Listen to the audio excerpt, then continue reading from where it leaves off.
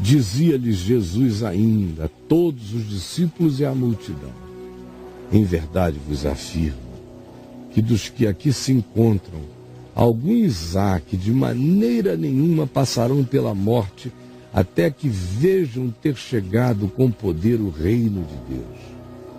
6 dias depois de falar estas coisas, tomou Jesus consigo a Pedro, Tiago e João e levou-os a sós à parte a um alto monte e foi transfigurado diante deles, e as suas vestes tornaram-se resplandecentes e sobremodo brancas, como nenhum lavandeiro na terra as poderia alvejar.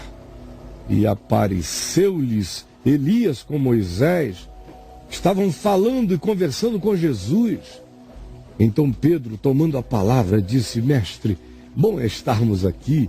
Que façamos então aqui 3 tendas, uma será tua, outra para Moisés e outra para Elias. Pois Pedro não sabia o que dizer, porque eles estavam aterrados, chocados e perplexos. A seguir, veio uma nuvem que os envolveu, e dela uma voz que dizia: Este é o meu filho amado, a ele ouvi, a ele ouvi. E de relance, olhando ao redor, a ninguém mais viram com eles, senão a Jesus. Somente a Jesus. Sumiu Moisés, sumiu Elias, sumiu nuvem, ficou só Jesus, só a palavra encarnada.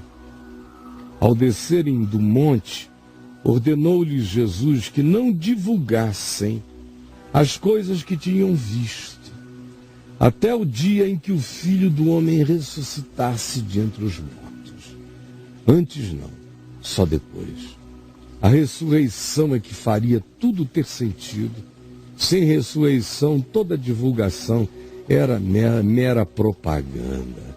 E a própria ressurreição não aconteceria com propaganda, mas com testemunho até a morte.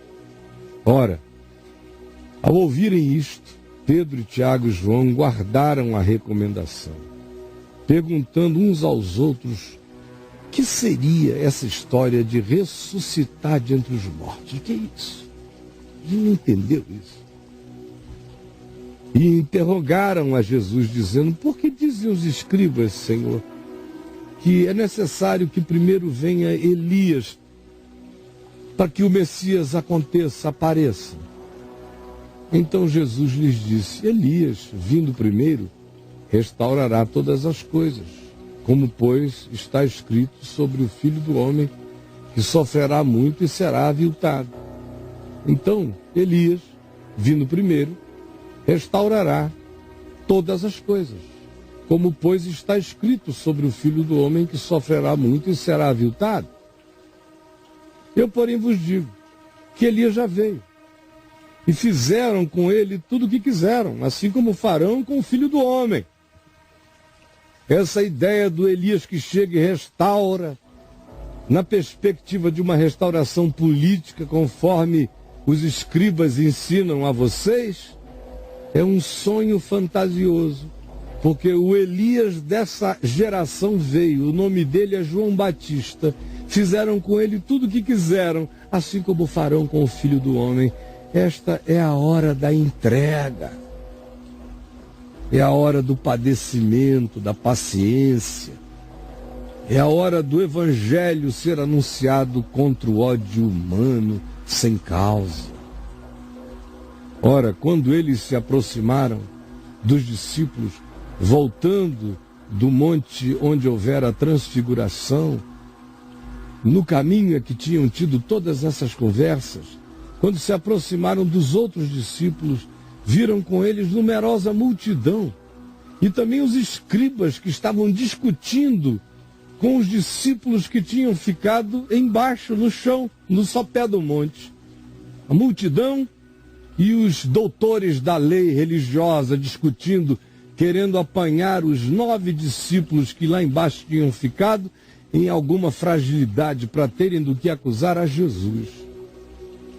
E logo toda a multidão, ao ver Jesus, tomada de surpresa, correu para ele e o saudava. Como vai? Que bom! Então ele interpelou os escribas. os doutores da lei, Jesus foi logo interpelando-os. O que é isso que vocês estão discutindo com eles?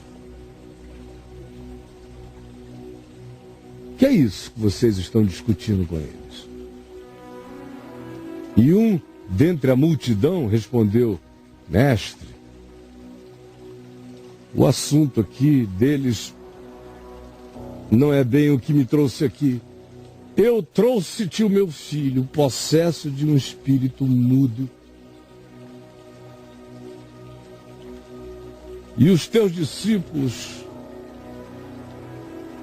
porque esse espírito que o põe em estado de mudez, também onde quer que o apanhe, lança o meu filho por terra, e ele espuma, rilha os dentes e vai definhando.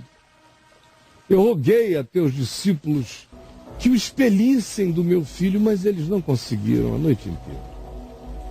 Então Jesus disse a todos eles: ó geração incrédula, todos, eu só vejo incredulidade à volta. Até quando eu estarei convosco? Até quando vos sofrerei?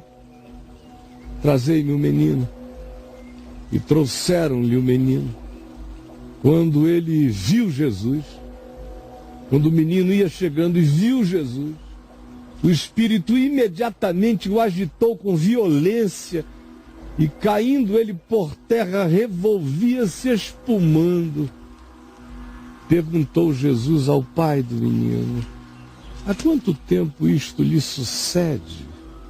Quanto tempo? Desde a infância, Senhor, respondeu o pai angustiado.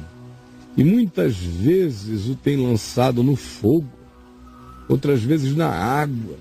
A intenção é de o matar. Mas se tu podes alguma coisa, tem compaixão de nós e ajuda-nos. Ao que Jesus lhe respondeu: se podes, tudo é possível ao que crê, meu filho. Imediatamente, o pai do menino exclamou com lágrimas: eu creio, ajuda-me na minha falta de fé. Vendo Jesus que a multidão concorria: volta! Repreendeu o espírito imundo, dizendo-lhe: espírito mudo e surdo, eu te ordeno, sai deste jovem e nunca mais tornes a ele. E ele, clamando e agitando muitissimamente o corpo do jovem, saiu dele, deixando-o como se estivesse morto, a ponto de muitas pessoas dizerem: ele morreu. Mas Jesus, tomando o rapaz pela mão, o ergueu, e ele se levantou vivo. Quando entrou em casa, os seus discípulos lhe perguntaram em particular, no lugar onde eles foram repousar: Senhor, por que não podemos nós expulsar aquele demônio? Respondeu-lhe Jesus: esta casta não pode sair, senão por meio de oração. E tendo partido dali, passavam pela Galiléia, e não queria Jesus que ninguém o soubesse. Veja a quantidade de alusões ao fato de que ele não queria que ninguém o soubesse, que ele não vivia de propaganda. Porque ensinava os seus discípulos e lhes dizia: o Filho do Homem será entregue na mão dos homens, e o matarão. Mas 3 dias depois da sua morte ele ressuscitará. Eles, contudo, não compreendiam isto e temiam interrogá-lo. Tendo eles partido para Cafarnaum, estando ele em casa, interrogou os discípulos: de que é que vocês vinham discutindo pelo caminho hoje, antes de a gente chegar aqui em Cafarnaum? Qual era a conversa? Vocês estavam numa conversa intensa, mas eles ficaram em silêncio, porque pelo caminho Eles haviam discutido entre si sobre quem deles era o maior, quem tinha maior importância, maior preeminência, maior significado, quem já tinha entendido mais. Essa era a conversa, quem era o maior. Então Jesus, diante do silêncio deles, assentando-se, chamou os 12 e lhes disse.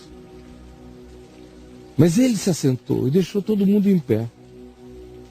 Se alguém quer ser o primeiro, será o último e servo de todos. E trazendo uma criança, colocou-a bem no meio deles. E tomando a criança nos braços, lhe disse: qualquer que receber uma criança, tal qual esta criança, em meu nome, a mim me recebe. E qualquer que a mim me receber, não recebe a mim, mas recebe aquele que me enviou.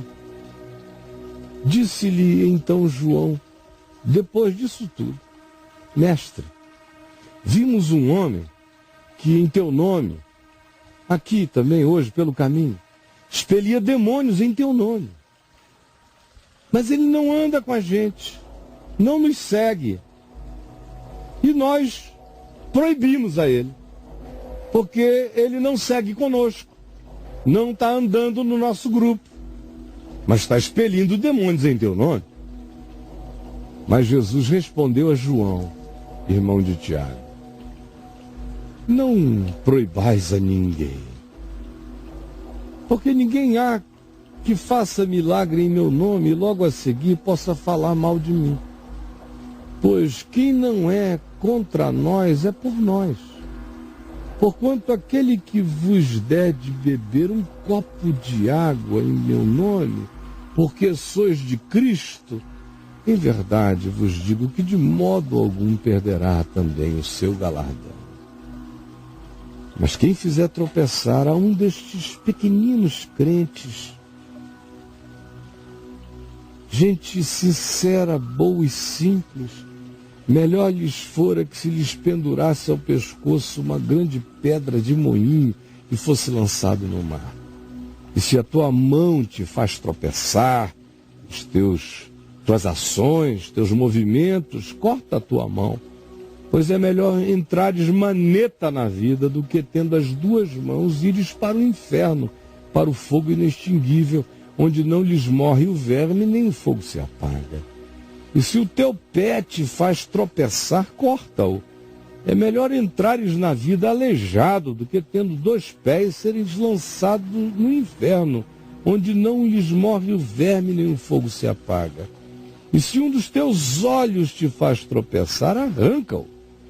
É melhor entrares no reino de Deus com um só dos teus olhos, do que, tendo 2 olhos, seres lançado no inferno, onde não lhes morre o verme, nem o fogo se apaga, porque cada um será salgado com fogo.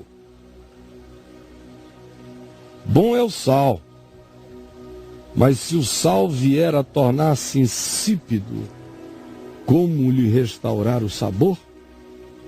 Tende sal em vós mesmos, e paz uns com os outros. Ora, levantando-se Jesus, foi dali para o território da Judéia, além do Jordão, e outra vez as multidões se reuniram junto a ele, e de novo ele ensinava as multidões, conforme fazia sempre.